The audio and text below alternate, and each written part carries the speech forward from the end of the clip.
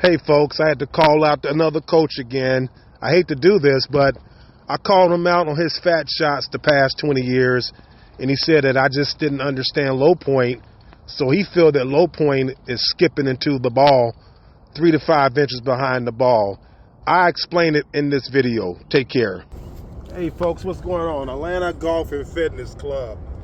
Hey, so I had the craziest conversation. I'm not trying to have it, but I said I have to share this. It was kind of hilarious to me.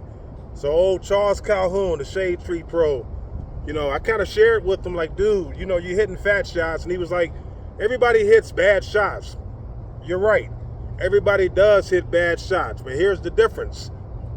At some point, you can't continue to hit the same bad shot for a decade, 2 decades. Something's wrong with that, right? And I told him, I said, he has no clue at all about low point control, vertical arc depth.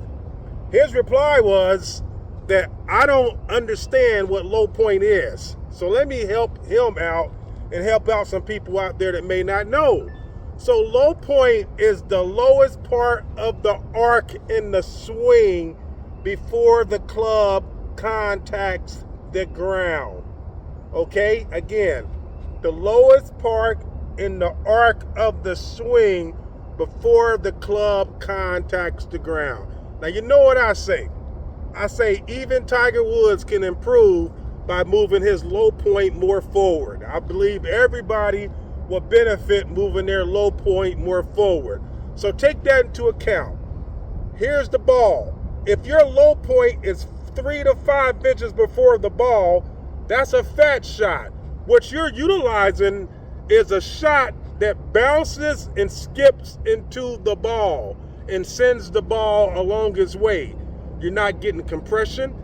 You're not getting true distance. You're getting a collision shot that's ground, ball, ground again. And a lot of people do this. And what we have to do, we have to get them and train this player on how to move the low point forward, right? And here's one of the keys. If you're a player that stays on your backside, or if you're a player that's trying to swing everything from the top of your swing as a unit at one time, you're going to have a lot of strike issues. Here's the reality. By the time the left arm, target side arm gets parallel, the pressure in the golf swing is already moving to the target side in a high percentage, a high number, right? So a good thing that we try to do with players, we get the players to feel like they have a knee over toe. So at the top, this knee is going over toe. That's the feeling that we want to have them. Knee over toe. That's going to get all that pressure that's back here that's going to cause you to, boom, jam that club into the ground. Now here's the kicker. Depending on what type of club you play, you can get away with it. If you play a club that has a big sole, rounded bevel sole, you're going to be able to get skipped into the ball and hit some shots that's going to send the ball along its way. If you play a thin sole shot, a thin sole club with a sharp leading edge, you're not going to be able to play that way. It's going to kill you. It's going to kill you. Again, low point is the lowest part of the swing arc before the leading edge, the sole leading edge, contacts the ground. Now you can measure it different ways.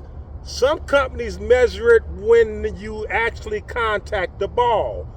Other companies measure it right after ball contact where the sole touches the ground. That's how you measure it. But it doesn't change the definition of low point control. So if I put this in my 2 fingers and I'm just swinging it back and forth, right at the bottom of the arc, that club starts going upward again, right? That would be the low point. That would be the low point. It wouldn't be back here when the club is still going downward. That's not the low point. And that's what we call a fat shot. If you get it and the club's going upward, that would be a thin shot. We have to get you more tuned to the middle of that, folks. Here's a way to do it again. Get that pressure back to the target side.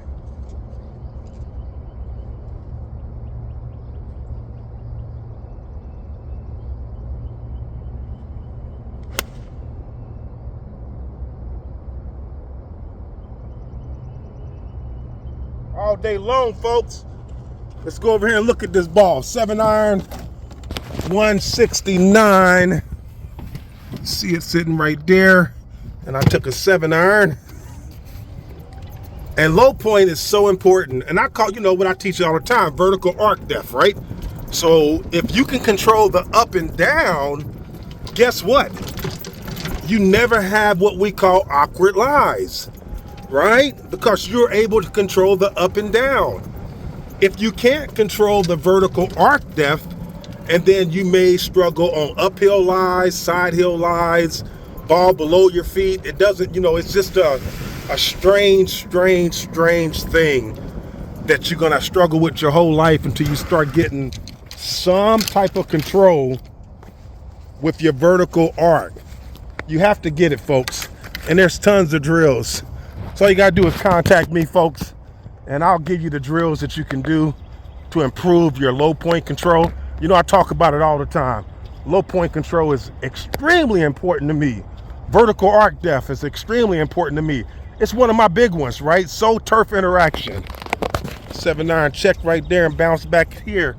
Boom, boom, da-doom. We'll go over here and set this up. Got the Makefield putter, the Makefield Defiant.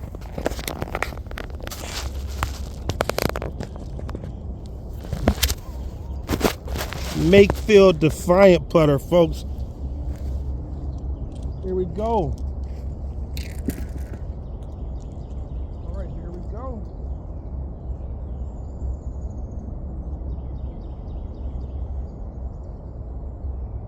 All right. We had some rain come in. I don't think the rain's gonna be breaking too much. Like it's breaking right to left. Maybe. It's kind of pushing me back toward the hole.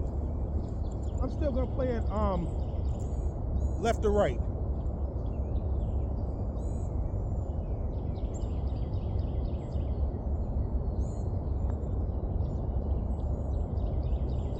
Yeah, a little slow today because of the rain. Listen for this putt to go in. You don't want to see this putt go in, folks. So again, low point control, vertical arc depth. It makes a huge difference, folks. And if you don't understand low point control, you don't understand vertical arc, what are you doing out there helping people and trying to teach people if you don't even understand these basics? It doesn't make no sense, does it? Take care, folks. Keep grinding. Remember, the journey does require work. Peace.